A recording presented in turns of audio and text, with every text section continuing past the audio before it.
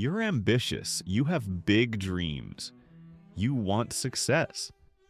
You want a life that actually feels like yours. But there's a problem.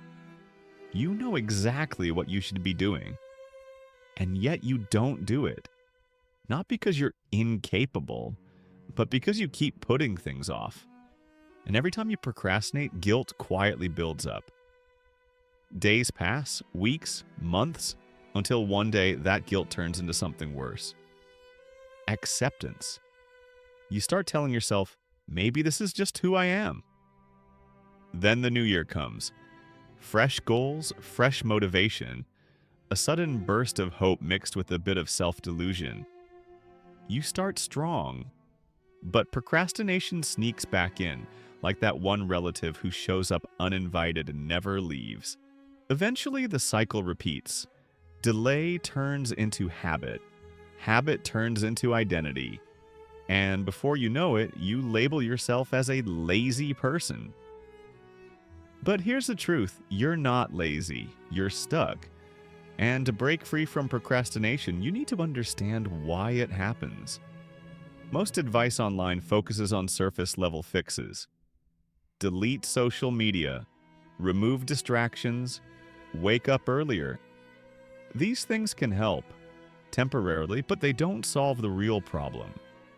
The real cause of procrastination can be explained in one word: inertia. In physics, inertia is the tendency of an object at rest to stay at rest, and an object in motion to stay in motion, unless acted upon by an external force. This is Newton's first law of motion, and surprisingly it applies perfectly to human behavior. Starting any task no matter how small, requires an initial push. Energy, movement. But here's where things go wrong. We make that first push feel massive in our minds. Overwhelming, intimidating. So instead of starting, we avoid. We scroll, we snack. We distract ourselves with quick dopamine. Not because we're weak, but because the task feels too heavy to move. So how do we break inertia? There are two simple strategies. First, reduce the stakes. Getting started is the hardest part, so make starting absurdly easy. Instead of saying, I need to finish my 5,000-word essay, say, I'm just going to write 50 words. Suddenly the resistance drops. You're no longer relying on discipline or motivation.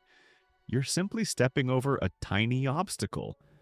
And once you start, something interesting happens.